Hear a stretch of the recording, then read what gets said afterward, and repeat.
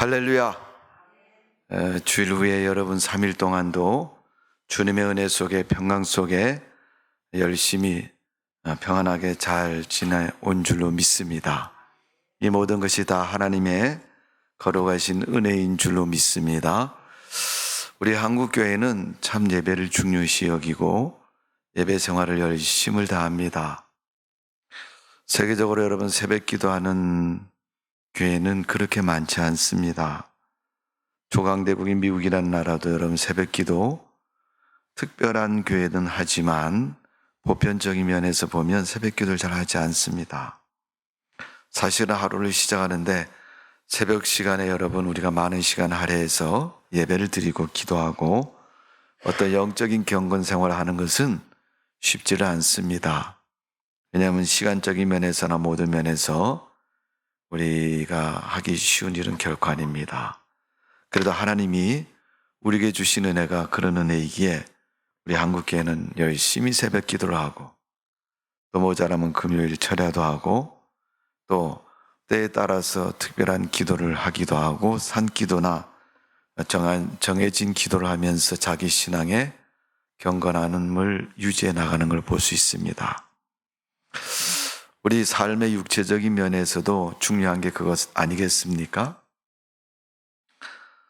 뚱뚱한 사람은 살 빼기를 소원하고 마른 사람은 좀 잘 먹어서 살을 좀 쪄서 보기 좀 좋은 몸을 만드는 것이 소원일 것입니다. 근데 그런 몸을 만드는 것도 어렵지만은 더 어려운 거는 그런 몸을 만들었을 때 우리가 어떻게 그 몸을 계속 유지해 나가느냐 하는 것은 대단히 중요한 문제다라고 생각이 됩니다. 그래서 우리가 건강한 육체 또 원하는 그런 아름다운 육체의 모습이 되었을 때 그것을 지속해 나가는 것 대단히 중요합니다. 우리가 하나님의 은혜를 받고 주의 백성이 된 것 성도라고 얘기하지 않습니까? 그러면 하나님을 믿는 성도가 어떻게 그 성도의 삶을 잘 살아가느냐 하는 것은 마치 어떻게 우리가 내가 원하는 몸매를 만들었을 때 그 몸매를 계속 유지해 나갈 수 있는 것처럼 대단히 중요한 삶의 원칙이라고 볼 수 있습니다. 그래서 사람들은 세상을 살아가는 데 있어서 삶의 원칙적인 것이 좀 있어요.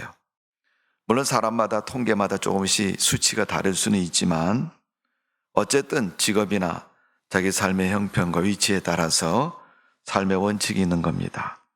사장님은 사장님으로서 삶의 또 회사의 근무 원칙과 삶의 원칙이 있는 것처럼 대통령은 대통령으로서 또 군인은 군인으로서 삶의 원칙이 있습니다. 여러분. 나라를 지키는 군인이 여러분 부대에 소속되어서 전시를 대비하고 부대 안에서 준비하고 있어야지 야 오늘 피곤하니까 나 집에 가서 자고 올래 그러면 그 부대는 여러분 부대의 기능을 잘 할 수가 없습니다. 왜? 그 부대를 이루는 군인이 떠나기 때문에. 교회도 마찬가지입니다. 교회가 교회다운 모습이 되려면 교회에 속해 있는 성도들이 교회를 중심으로서 성도의 삶을 살아야 됩니다. 각자 자기 위치에서 직업 가운데 집 중심으로 살아가지만은 그 삶이 신앙은 적어도 영적으로 교회와 주의 종과 또 하나님과 교통하는 관계가 있어야 돼요. 그러니까 여러분 신앙의 삼각관계가 있어야 돼요. 내가 있고 교회가 있고 하나님이 있고 이 세 구성 요소가 서로 협조가 되어야 되고 통해져야 됩니다. 그래야지 신앙생활이 잘 원만하게 이루어질 수가 있는 겁니다. 그래서 하나님을 믿는 성도들은 성도로서의 신앙과 삶의 원칙이 있습니다. 오늘 로마서 12장에 있는 말씀을 가지고 그 원칙은 몇 가지를 말씀을 드리려고 합니다. 로마서 12장 1절 2절은 뭐예요? 예배의 중요성. 그러니까 하나님을 믿는 성도는 예배 생활에서는 신령과 진정 하나님 받으시는 예배를 드려야 되고 내가 제물이 되어야 되고 제물이 되려면 내가 세상과 구별해서 성별된 삶을 다 반드시 살아가야 됩니다. 그러니까 여러분, 양을 길러서 하나님 앞에 드리려면 양의 우리를 만들고 성별해서 잘 길러야 되는데, 양을 돼지 우리에다 집어넣고 돼지랑 같이 기르면요, 그 양은 어쩌면 돼지를 닮은 양이 될 수도 있습니다. 그러면 굽이 갈라지지 않은 부정한 짐승인 돼지를 하나님 앞에 드릴 수는 없는 것처럼, 오염되고 더러워진 그 모습을 드릴 수는 없는 겁니다. 그것처럼 여러분, 예배는 성도들에게서 가장 중요한 삶이다. 그랬더니 오늘 본문에 보니까 성도들이 뭐라고 그래요? 3절에 보니까 믿음의 분량 그 이상을 생각지도 말고 품지도 말고 그 분량에 합당하도록, 하나님이 부르시고 쓰시는 분량에 합당하도록 너희가 쓰임을 받아야 된다. 그 이유는 4절에 너희가 지체이기 때문에, 하나님의 몸이기 때문에. 여러분, 손을 보고 야 너 저기 앞에 10m 앞에 뭐 있는지 한번 쳐다봐. 손이 아무리 나가서 봐도요, 손에는 눈이 안 달려 있어서요 10m 앞에 뭐가 있는지도 몰라요. 네. 눈을 보고 달리기 해보라 그러세요. 여러분, 발을 보고 뛰어가라 그래야지 눈을 보고 뛰어가라 그러면 여러분 눈은 못 뛰어가는 겁니다. 왜? 기능이 다르기 때문에.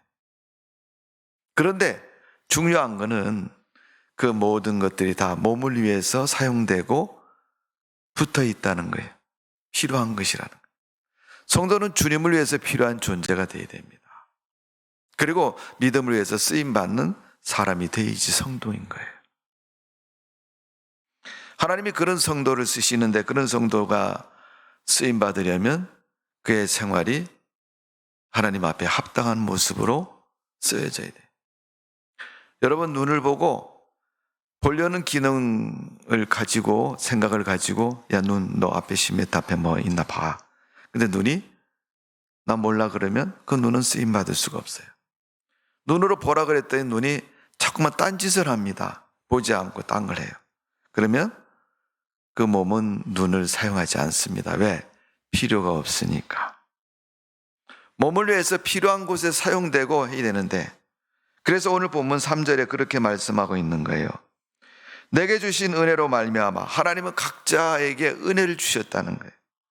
내게 주신 은혜로 말미암아 너희 각 사람에게 말하노니, 우리 개인에게 말한다는 거예요. 마땅히 생각할 그 이상의 생각을 품지 말고 오직 하나님께서 각 사람에게 나눠주신 믿음의 분량대로 지혜롭게 생각하라.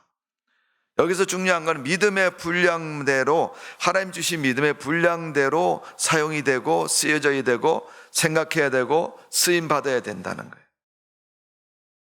그렇기 때문에 눈이 보는 기능이 중요한 것이고, 보고자 할 때 눈이 이렇게 선정이 돼서 쓰임받아야 돼요, 여러분.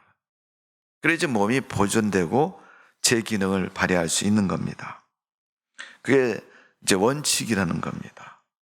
믿음의 분량만큼, 하나님이 원하시는 만큼 우리가 쓰임받아야 돼.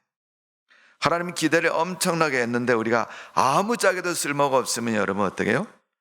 요한복음 15장의 포도나무의 비유처럼 열매 없는 가지를 잘라서 거지지 않은 불에다 태워버린다 그랬어요. 여러분, 불에 태워서 쓰는 화목도 뜨거운 불을 발산해서 음식을 조리하거나 방을 따뜻하게 하는 기능을 가진 불이라 할지라도 여러분, 좀 좋은 나무에 불이 붙어서 타야지 오랫동안 잘 또 이렇게 사용할 수 있는데, 사실 포도나무처럼 이렇게 손가락만한 그런 작은 가지 여러분, 후루룩 탈 때는 금방 타겠지만 오랫동안 불을 뗄 때 여러분 얼마나 많이 집어넣어야 되겠어요, 여러분. 화목으로도 별로 쓸모가 없죠. 오늘 우리 예수님께서 열매 없는 그 가지를 찍어서 다 꺼지는 불에 넣어라. 그것처럼 우리가 하나님 앞에서 믿음의 분량대로 선정된 대로 아름답게 쓰임받는 성도의 삶이 되어져야 될 줄로 믿습니다.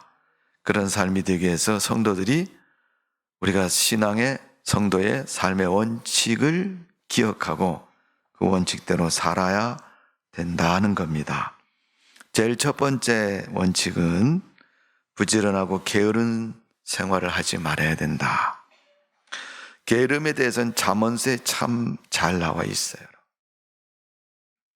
잠언서에 보니까요, 게으른 자는 접시에 떡을 집어서 자기 입에 넣는 것도 귀찮아서 굽는데요. 그게 게으른 사람이라는 거예요. 아니 여러분, 우리가 가끔 우스갯말로 그런 얘기하잖아요. 배고파봐, 돌멩이도 맛있어, 이런 얘기를 하잖아요. 그것처럼 여러분, 맛있는 떡을 앞에 놓고 여러분 집어먹는 게 귀찮아서 안 먹는다? 여러분, 게으름의 모습을 얼마나 잠언서에서는 적나라하게 표현하고 있습니까? 우리가 하나님 믿는 성도도 마찬가지입니다. 성경에서 뭐라 그래요? 게으른 생활을 하지 말아라 그랬어요. 자, 오늘 우리가 3절부터 읽었는데 3절부터 10절까지는 지체된 성도로서의 그 역할을 얘기하는, 너희가 지체 자리에서 빠져나가면 안 된다는 거예요.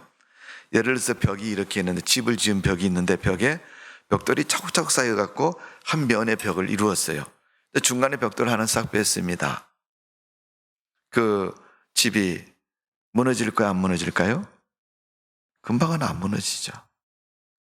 그 넓은 벽면에서 하나 뺐으니까. 근데 시간이 지나고 세월이 지나고 어쩌다가 지진이 우르륵 나면요, 금방 무너져 버리는 거예요. 언젠가는 무너질 수 있는 위험의 요소를 그 벽돌 한 장 때문에 시작이 되는 거예요. 우리나라도 여러분 이 물을 이용해서 발전 시설을 많이 하기 때문에 이 댐이 많아요, 여러분. 도처에 보면 강을 이렇게 막아가지고 댐을 맞죠. 대표적인 데가 춘천에 있는 소양강댐, 더 올라가면 화천댐도 있고요. 예. 또 서울에서 가까운 댐을 보면 여러분 양수리 지나서 여러분 양평 쪽에 가면 팔당댐이라는 거 있어요. 팔당댐. 댐을 여러분 그렇게 거창하게 막아놨는데 지금은 다 콘크리트로 막죠. 옛날에는 콘크리트가 아니고 어떻게 막았어요?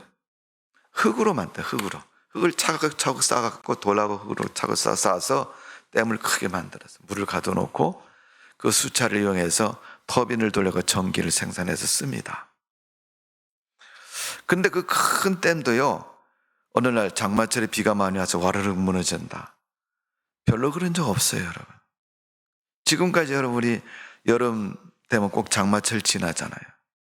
그 장마철 지나면서 댐 무너진 게 별로 없어요. 댐이 넘치는 경우는 있어도 무너진 경우는 별로 없습니다. 그런데 그 거대한 댐도요, 댐 중간에다 쥐가 구멍을 뽕 내면요, 처음에는 손가락만하게 물이 나오겠죠. 사람 손목만하게 물이 나오겠죠. 쥐구멍이니까. 근데 시간이 흐를수록 점점점 물주기가 세집니다. 왜? 그 쥐구멍 주변에 흙이 떨어져 나가면서 나중에는 사람 몸만 해지고 더 큰 구멍이 되고 나중에는 어떻게 돼요? 그 큰 댐이 무너져 버리는 거예요. 그것처럼 여러분, 문제는 한 번에 크게 일어날 수도 있지만은 대부분 세상에서 모든 문제들이 작은 것부터 시작이 돼요. 마귀가 성도들의 신앙을 무너뜨릴 때는요, 이 작은 틈을 보는 거예요. 그래가지고 그 작은 틈에다가 불신을 싹 집어넣어요. 그 사람은 그리지 않아도 조그맣게 생각을 하고 있었는데 그 불신의 목소리가 싹 들어오니까 그런지 몰라, 이렇게 생각이 바뀌어집니다. 좀 시간이 지나가면 그럴 수도 있겠다. 조금 더 시간이 지나면 맞아, 그렇게 했어. 조금 더 시간이 지나면 그러면 그렇지, 이렇게 된다는 거예요. 나중에는 완전히 처음하고 완전히 다른 태도를 취해서 그 사람을 완전히 죄인으로 또 그런 모습으로 이렇게 취급을 한다는 거예요. 여러분, 신앙생활도 그래요. 게으름에 빠지면요, 신앙생활이 안 됩니다. 영적인 문제가 생깁니다. 그래서 성경은 우리에게 부지런하라고, 죄를 범한 아담에게도 하나님 말씀하고 있으면 내가 수고하고 땀 흘려야 먹을 것이 생긴다고. 그것처럼 우리가 우리 인생을 사는데도 열심히 필요한 것처럼 믿음 생활에도 열심히 필요합니다, 여러분. 남들 다 잘 때 여러분 일어나서 새벽기도 눈을 비비고 피곤한 몸을 이끌고 오는 건 여러분 절대 손해날 일 아닙니다. 여러분 절대 공짜가 아닙니다. 신앙생활은 여러분 열심을 가진 만큼 하나님의 축복도 따라온다는 사실을 우리는 분명히 기억해야 될 줄로 믿습니다. 그래서 우리가 주님을 섬기는 일에 부지런해야 된다. 그래서 보통 사람들도 처음 보면요 열심히 하지만 시간이 흐를수록 점점 어떻게 해요? 열심 정도가 자꾸 조금 줄어요. 그래갖고 뭐라고 해요? 타성해졌는다 그러잖아요. 습관해졌는다 그러잖아요. 습관이나 타성에 젖으면요 열심 정도가 자꾸 떨어지는 거예요. 나중에 영적인 타락을 가져오게 되고 믿음의 타락을 가져옵니다. 여러분 이스라엘 백성들이 예를 들어서 우리가 요즘 새벽마다 호세아서를 보는데 에레미야나 에스겔이나 이런 선지자들이 왕이여 정신 차리시오 나라 망합니다. 우리가 이렇게 신앙생활 엉터리해갖고 하나님이 진노하시면 우리 끝입니다. 이사야서나 이런 예언된 말씀이 그런 얘기잖아요. 우리가 정리해보면 왕한테 또 제사장한테 백성들한테 지금 우리 신앙생활 정신 차려야 할 때입니다. 이렇게 계속 가다가 큰일 납니다. 우리나라 한국교회가 2000년대 되면서요 국민소득이 10,000불 넘으면서요 그 소리가 나오기 시작했어요. 교회가 이제 점점 동력을 잊어버리고 자꾸만 나태해지고 있다. 여러분 한국교회가 지금 나태해지고 있습니다. 또 여러분 엎친 데 겹친 격으로 코로나19라는 전염 감염병 때문에 더 나태해져서 아직 치료도 안 됐지만 여러분 이게 또 얼마나 더 가는지 몰라 지금 상태에서. 근데 여러분 우리가 이렇게라도 조금이라도 이렇게 뭔가를 할 수 있는 기회가 왔을 때 지금이라도 여러분 정신을 차리고 깨어서 기도해야 됩니다. 저는 개인적으로 생각해 봐요. 하나님이 잠깐 만일 여러분 여름에 소나기 막 쏟아지다가 잠깐 소나기가 그친 그 타임 그때 사람들이 어떻게 하는가를 보는 것처럼 하나님이 교회가 어떻게 하는가를 보는 것 같아요. 잠깐 멈춰있는 이 순간에 교회들이 뭘 할까? 옛날에 소나기 피해서 저기 동굴 속에 들어가 있는 것처럼 그냥 그대로 비는 그쳤는데 하늘 쳐다보니까 아직 구름이 많네. 비도 올 것 같아. 비 완전히 안 올 때까지 여기서 버티고 있어야지. 그렇게 하는가 안 하는가를 하나님 보시는 것 같아요. 잠깐 비가 그쳤을 때 비로 인해서 못했던 일을 얼른 잽싸게 하고 비를 좀 맞더라도 하고 정상적인 모습으로 돌려놓고 다음을 준비하는 그런 자세가 되면 하나님이 구름도 휘 바람으로 날려버리시고 청명한 하늘을 주시는 것처럼 우리에게도 깨끗한 미래를 약속해 주실 겁니다. 어쩌면 여러분 내가 신앙생활 열심을 다하다가 시험에 들고 구렁텅이에 빠졌을 때 여러분 에이 넘어져서 이왕 쉬었다 가자 그렇게 하고 앉아있으면요 그 쉼이 언제까지 갈지 모르는 겁니다. 지금 우리가 중요한 때입니다. 기도해야 할 때이고 하나님 앞에 믿음으로 다시 서야 할 때입니다. 제가 거의 매주일 화요일마다 기도원에 가서 기도하고 있는데 코로나 그 발표가 느슨하기 전까지는요 기도원에 사람이 참 진짜 숫자가 그렇게 적어요. 평소에 정상적인 그 기도원의 숫자에 비하면요 한 10분의 1밖에 안 되는 것 같아요. 굉장히 소수가 모여요. 그리고 이제 방역 지침이 조금 느슨해진 요즘은요 제가 일주일 단위로 이렇게 정해놓고 가지만은 갈 때마다 보는 사람이 늘어나요. 이렇게 계속 이렇게 계속 이렇게 수직적으로 늘어나는 거 보시죠. 저는 그 모습을 보면서 야, 여기 있는 사람이 다 우리 예일교회 성도님이지? 속으로 그러면서 앞으로 우리 교회도 이렇게 기도할 분들이 많이 있을 것 같아요. 그런 소망적인 생각을 해봅니다. 성도 여러분, 지금 우리의 삶의 모습 속에서 진정으로 우리가 가져야 할 믿음의 자세와 태도를 다시 한번 생각해 보아야 될 줄로 믿습니다. 그래서 우리가 하나님을 섬기는 일에 게을리지 말아야 된다. 또 우리가 이어서 기해야 할 것은 하나님 앞에 구하는 일을 부지런히 해야 된다. 구하는 것은 기도하는 거죠. 욥기서 8장 5절 6절은 내가 만일 하나님을 부지런히 구하며 전능하신 이에게 빌고 또 청결하고 정직하면 정녕 너를 돌아보시고 내 의로운 집에서 형통하게 하실 것이라. 그러니까 열심히 구하고 하나님 앞에 주님을 바라보면 그곳이 여러분 의로운 집이라고 얘기해요. 형통케 되는 시작이라고 얘기해요. 성도 여러분, 지금은 기도해야 할 때입니다. 구해야 할 때입니다. 우리가 코로나 때문에 기도하지 못한 시간이 얼마나 많이 있습니까, 여러분?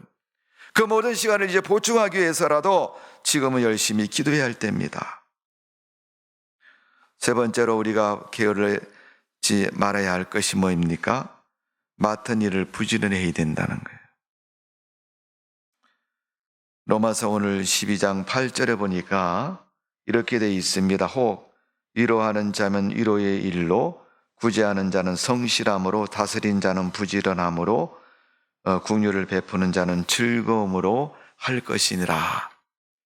성도가 지체가 돼서 각 역할을 감당하니까 어떤 사람은 예언하고 섬기는 자, 은사, 또 봉사 이런 거에서 각자 자기의 역할이 있는 거예요, 여러분. 지체로서의 역할이.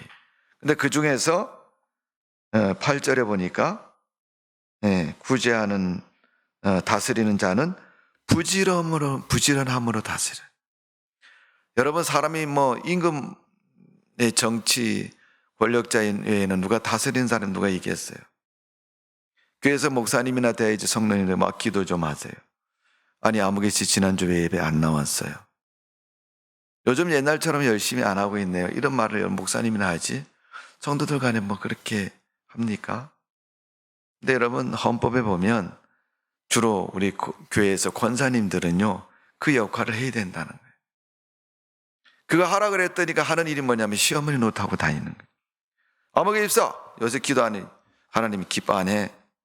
그러다가 지옥에 가 어떻게 해. 이런 식으로 막 얘기해버리면요 그거는 다스리는 게 아니에요. 성경에서 다스림은 그 사람 손을 붙잡고 같이 가는 것을 말하는 거예요. 주님께서 뒤에 처진 자를 붙잡고 가시는 것처럼 부지런히 다스리.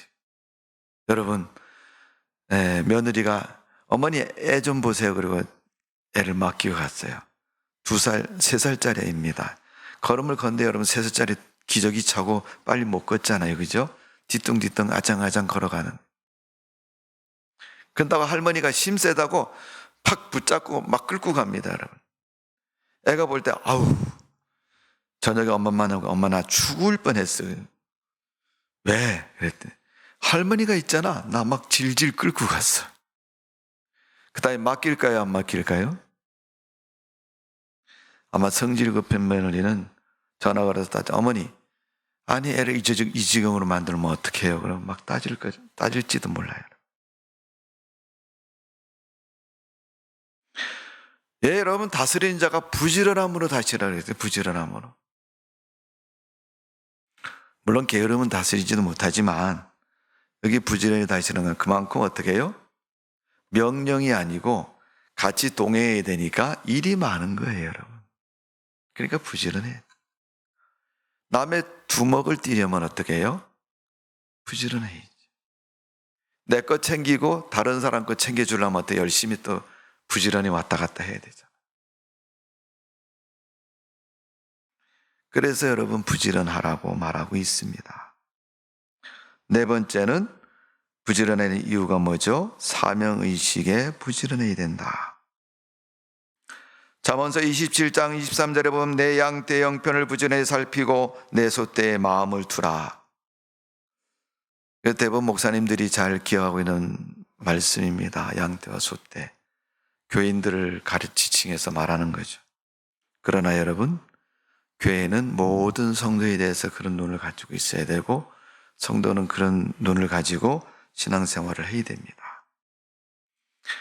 꼭 누군가에 의해서 내가 지적을 받고 지목을 받고 요청을 받았을 때 하는 거하고 내가 스스로 자의적인 마음을 가지고 사명의식을 가지고 하는 것은 다른 거예요. 요청을 받고 하는 건 사명이 아닙니다. 사명은 한 번 받은 것을 끝까지 수행하는 것이 사명이에요. 여러분, 마라톤 아시죠? 마라톤. 네, 긴 거리 42.195km라는 먼 거리입니다. 우리나라 말로 좀 이해 쉽게 하면 100리가 넘는 그런 먼 거리입니다. 그걸 여러분, 마라톤 선수들이 1시간 얼마 이렇게 뛰잖아요.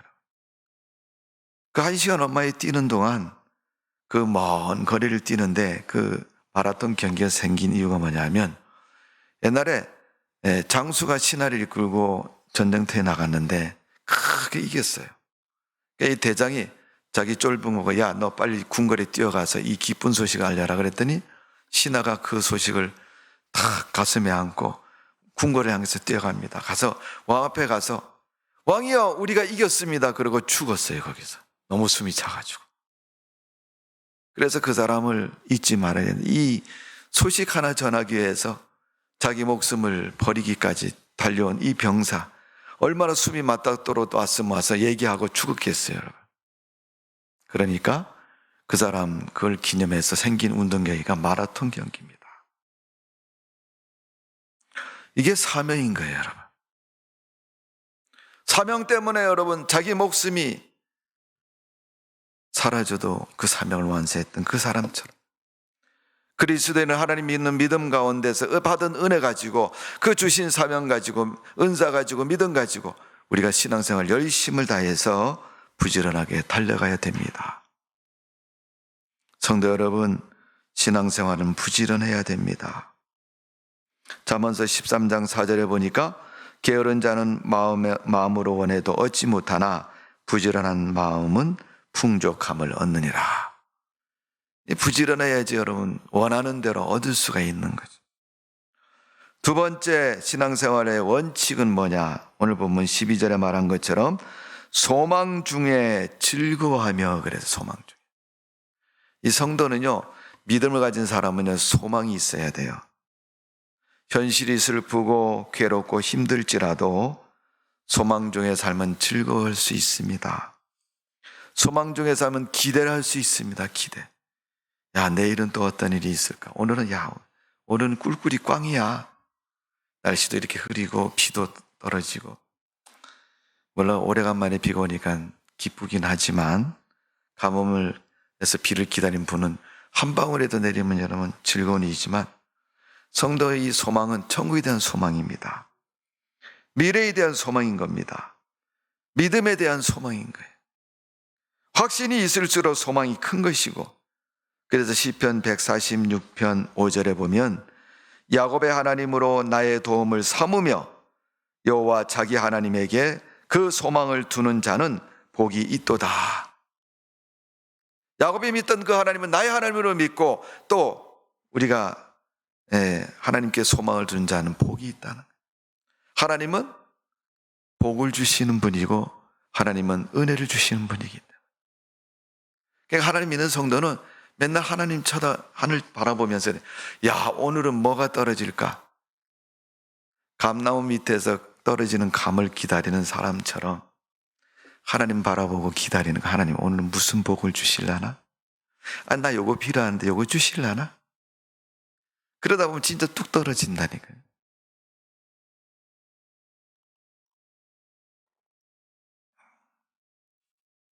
(4월) 말에 제가 새벽기도 온라인을 한 적이 있었죠. 동문회 참사하는 것 때문에 강원도 횡성에서 우리 서울신학대학 총동문회가 있었습니다. 이 동문회 할 때마다 매 시간마다 그 즐거운 시간을 하나씩 마련했는데 그게 뭐냐면 이 행복은 추첨하는 시간이 있어요. 뭐 예배를 드리든 세미나를 하든 프로그램 끝난 시간에 보면 꼭 행복은 추첨을 합니다.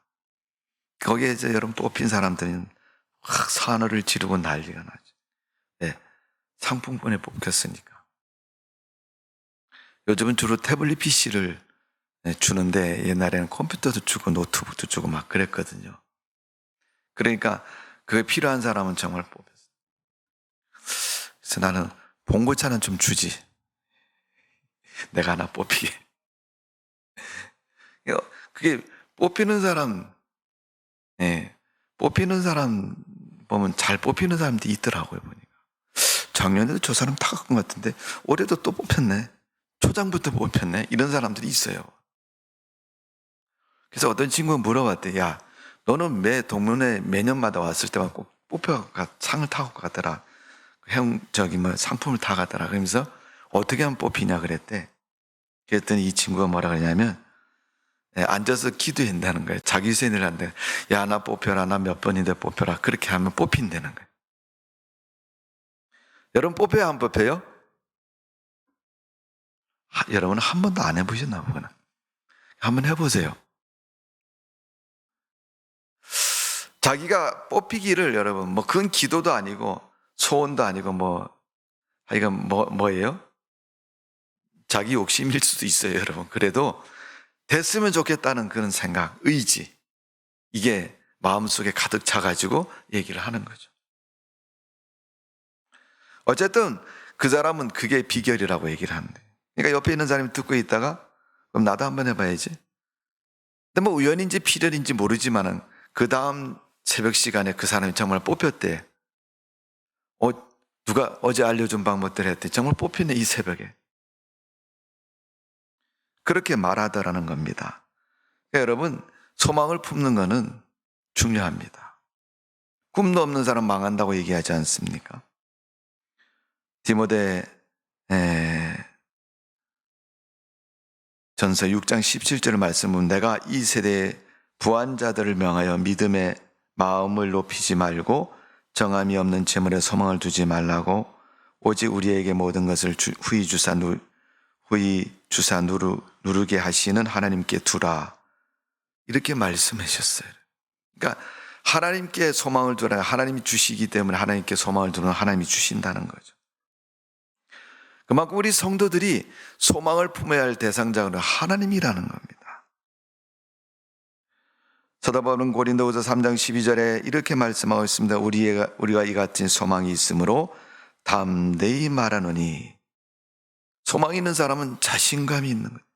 비록 눈앞에 펼쳐지지는 않았지만 펼쳐질 것을 믿고 기대하고 있기 때문에 여러분 담대해지는 거예요. 잠언서 10장 28절에 보면 의인의 소망은 즐거움을 이루어도 악인의 소망은 끊어지느니라. 악한 자들이 가진 소망은 뭐겠어요? 무슨 짓을 해야지 나쁜 짓을 할까? 내 욕심을 채울까? 이게 악인의 소망이죠. 그러나 의인의 소망은 뭐예요? 이게 되면 누구랑 같이 나눠야지. 누구를 줘야지. 우리 동문회 갔을 때 우리 지방회장이 태블릿 PC가 하나 뽑혔어요. 저녁 시간에 우리 지방회별로 모임이 있는 시간에 지방회장이 자기가 오늘 받은 경품을 우리 지방회에다가 내겠대요. 그래서 오늘 모인 분들 중에서 목사님 중에서 한 분이 이걸 받아가시면 좋겠다고 그러면서 이제 내놨어요. 상품 도로 우리 지방에다가. 뭐라 그러냐면 이제 추첨을 하겠습니다. 추첨은 우리 장현도 지방회장님 나오셔서 하겠습니다. 그래서 제가 나가서 딱 뽑았어요. 네. 저도 뽑으면서 내가 뽑히면 도로 내놔야지 그러고 있는데 뽑히는데 내가 안 뽑혔어요. 딴 사람이 뽑혔습니다. 근데 그 사람이 너무너무 좋아하는 거예요. 나중에 이야기를 들어보니까 정말 꼭 필요한 사람이었어요. 교회에서 사역할 때 우리 교회도 작은 교회지만 이렇게 조그만한 교회 이제 개척교회를 하시는 분인데 여러 가지 유용한 면에서 좀 나이도 컴퓨터도 좀 잘 하시는 분이 그게 이제 당첨이 돼가지고 아마 목회에 많은 도움이 될 겁니다. 성도 여러분, 후히 주시고 꾸짖지 않고 의인의 소망에 기름 부어 주시는 하나님 앞에 여러분 소망을 두십시오. 하나님은 당첨하시고 네가 소망을 두어서 너가 당첨 이러면서 어떻게 해요? 그에게 축복해 주시는 줄로 믿습니다. 소망을 가진 사람을 이루어주시는 거예요. 세 번째로 여러분 부지런해야 되는 이유는 기도에 항상 힘쓰며 살아야 되니까 부지런해야 됩니다. 여러분. 신앙생활 여러분 잘하려면 부지런해야 돼요. 여러분. 공부 잘하는 사람의 비결이 뭐예요? 잠 안 자고 공부하는 거잖아요. 여러분. 머리 좋아서 공부 잘하는 거 아니죠, 여러분. 노력 많이 해서 공부 잘하는 거 아니에요. 물론 노력이 들어가야 되겠죠. 그러나 노력을 위해서는 다른 걸 절제를 해야 돼. 이렇게 거기에 포커스를 맞춰가지고 이쪽이 포커스를 맞춰갖고 다른 거 다 포기하고 그쪽으로 이렇게 나가요. 신앙생활 잘하려면 여러분 교회에다 초점을 딱 맞춰요. 목사님이 뭘 원하시는가? 또 목사님이 뭘 우리에게 교회를 어떤 방향으로 이끌어 가시는가?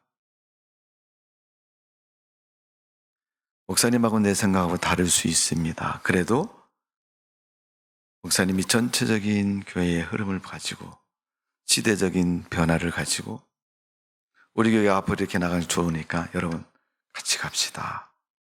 이렇게 해서 맞습니다. 목사님 제가 앞장서겠습니다.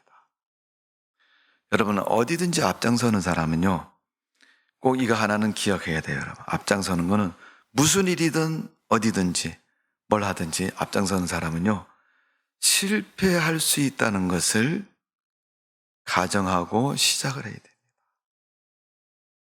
내가 실패하면 내 뒤에 따라오는 사람이 그거 바라보고요 성공합니다. 그 사람 성공처럼 보이지만 그 사람 성공에는 내 실패가 선생이 됐기 때문에 성공한 거예요. 하나님은 그 앞장선 사람을 축복해 주시기 때문에 앞장서는 거예요. 남들 다 하니까 마지못해서 뒤에서 뭉그적거리다가 에이 대세가 저쪽이네 저쪽으로 가야지. 또 며칠 지나고 나고 몇 달 지나고 몇 년 지나고 났더니 대세가 또 바뀌었어요. 그러니까 또 그쪽에 가서 줄을 서요.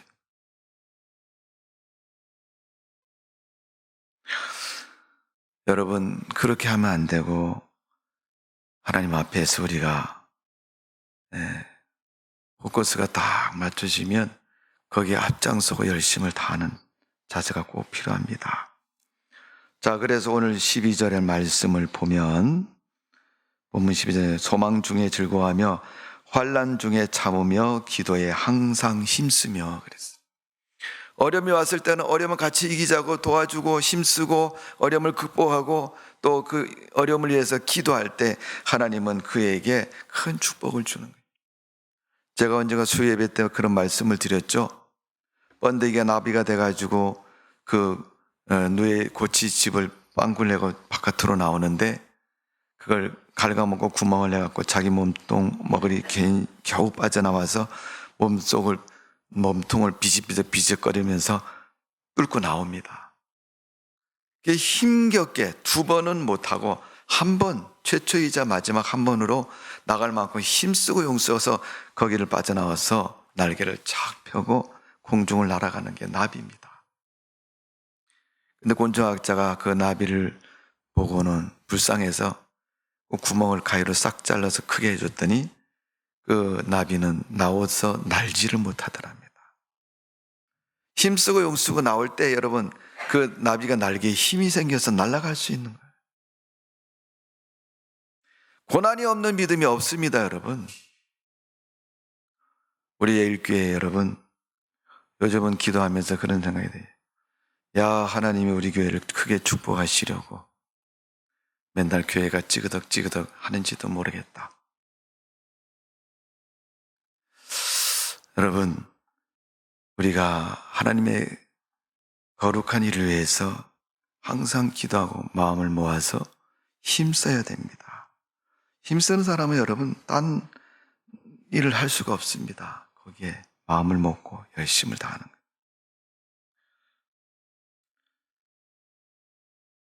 그래서 오늘 보면 12절에 있는 말씀처럼 환난 중에 기도하고 소망이 이루어지기를 주님의 이름으로 축원합니다. 우리가 기도하고 힘쓸 때 어떤 결과를 얻습니까? 하나님께 가까이 나가는 길이 됩니다. 시편 65편 2절에 보면 기도를 들으시는 주여 모든 육체가 주께 나오리이다. 이스라엘이 어려움이 있을 때마다 주님 앞에 제단 앞에 나왔습니다. 특히 사무엘 시대 블레셋과의 전쟁 마당을 내려놓고 기도하러 갔어요. 미친 사람이죠. 싸워도 지금 이길까 말까 하는데 기도하러 간다고 다 철수해버려요. 두 번째, 하나님께 기쁨을 준다. 내가 하나님 앞에 그 어려운 중에도 환난 중에도 남들 다 기도하는 때에도 홀로 하나님 앞에 독대하는 마음을 가지고 나가서 하나님 앞에 기도하면 하나님이 기뻐하십니다. 이사야 56장 7절에 그렇게 말씀하고 있습니다. 내가 그를 나의 성산으로 인도하여 기도하는 내 집에서 그들을 기쁘게 할 것이며, 기도하려고 기도하는 집에 왔을 때 하나님이 응답하셔서 거기서 기쁨이 우와 쏟아져. 나라적으로 여러분 우리나라 참 세계적으로 유명해지는 방법이 여러 가지. 요즘 그 K-팝 젊은 우리 남자 그룹이 참 방탄소년단이라 그러죠. 그 세계적으로 여러분 명성을 얻게 있잖아요. 며칠 전에 여러분 2, 3일 전에 우리나라 축구선수 손흥민이라는 선수가 아시안 선수로 최초로 유럽에서 올해의 선수로 뽑혀가지고 트로피도 보니까 축구화 모양으로 된 번쩍번쩍한 트로피를 탔더라고요. 보니까. 그걸 가지고 제일 먼저 타자마자 한국으로 왔어요. 비행기 타고 김포공항에 탁 내렸더니 난리가 난 거, 우리나라 사람. 그 손흥민이 본다고. 그 사람 한 사람 때문에 우리나라가 세계적으로 많이 알려졌어요. 우리나라 사람들이 세계 여행을 참 많이 갑니다. 제가 여러분 세계 도처에 아주 구석지인데도요, 우리나라 여행가들이 가서 이렇게 얘기를 하다 보면 그 현지 사람하고 이렇게 대화를 하다 보면요, 우리 한국을 많이 알아요, 사람들. 한국 사람들이 많이 여행을 왔기 때문에. 그것처럼 우리가 그런 루트를 통해서도 우리나라가 알려지기도 하지만 스포츠나 또 경제적인 문제, 또 여러 가지 과학적이고 발전적인 그런 모습을 통해서 그런 것들이 이루어지는 것을 볼 수가 있습니다. 미국이란 그런 거대한 나라, 애플에서 여러분 휴대폰을 만들고 지금도 열심히 잘 만들지만 우리나라 삼성에서 하는 갤럭시 그 휴대폰이 여러분 세계적으로 어떻게 유명한 그러한 핸드폰이잖아요. 중국 사람들은 여러분 지금 모르겠는데 옛날에는 1년치 월급을 모아야지 삼성 핸드폰 하나 산다 그래. 그래도 그거 산다고 못 넣는데 적금 든대요. 그게 뭐라고 1년씩이나 적금을 들어요. 우리나라 사람들은야 그런 거 생각 안 하고 그냥 오늘 가서 개통해갖고 내일부터 쓰고 다니잖아요. 그만큼 우리가 발전하고 좋은 나라에 살고 있습니다. 이게 하나님의 축복이에요. 이 땅에 여러분 교회가 5만 개나 되는 그 많은 교회들이 세워진 데는 얼마나 많은 사람들이 기도했고 눈물 흘렸고 피 흘렸고 고통 속에 있었겠어요. 하나의 교회가 쓰는데 여러분 저절로 쓴 줄 아세요, 여러분? 우리가 교회를 우습게 생각하면 안 됩니다. 교회는 위대한 곳입니다. 크든 작든 교회는 위대한 곳이. 그 여호와의 집에서 하나님 복을 주시고 기쁘게 한다 그랬어요. 기도하려고 그곳에 온 그들에게. 민수기 6장 23절에서 27절의 말씀 제가 읽어 드립니다. 아론과 그 아들들에게 고하여 이르기를 너희는 이스라엘 자손을 이렇게 축복하여 이르되 여호와는 내게 복을 주시고 너를 지키시기를 원하며 여호와는 그 얼굴로 내게 비추사 은혜 베푸시기를 원하며 여호와는 그 얼굴을 내게로 향하여 드사 평강 주시기를 원하노라 할지라라 하라. 그들은 이같이 내 이름으로 이스라엘 자손을 축복할지니 내가 그들에게 복을 주리라. 아론이 축복하면 복을 받는다니까요, 여러분. 교회에서 내는 목사님들 잘 보여야 됩니다.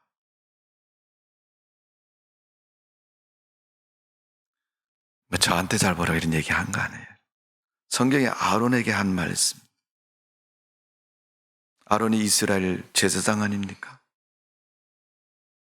그가 이스라엘 백성들, 제사 끝나고 난 백성들 앞에 서서, 군중 앞에서 이 축복의 말씀을 선포하는 거예요. 여러분, 오늘부터 이제 광야를 행진합니다. 12지파가 줄을 잘 맞춰서 갈 때 불뱀에도 물리지 않을지어다. 안 밀려 갑니다. 축복을 선포하죠. 가다가 고단하면 하늘에서 만나가 내릴 것입니다. 물론 매일 내리고 물도 나는 거지만 하나님께서 이스라엘 백성들에게 아론을 통해서 선포를 해요. 성경에 여러분 이스라엘 백성들의 항우에 뭐예요? 불과 구름 기둥으로 인도를 받았다. 실제적인 하나님의 증거이기도 하지만 그게 하나님의 축복인 것입니다. 그게 이스라엘을 통해 이 아론을 통해서 선포되어지고 선포된 대로 인도가 된 겁니다. 오늘 여러분 우리가 읽은 말씀 중에서 11절 12절 말씀 중심으로 우리가 하나님을 믿는 성도들이 신앙생활의 원칙을 세 가지를 소개했어요. 첫 번째는 게으르지 말고 부지런해야 된다. 두 번째는 소망 속에 즐거움을 누려야 된다. 세 번째는 기도에 힘써야 된다.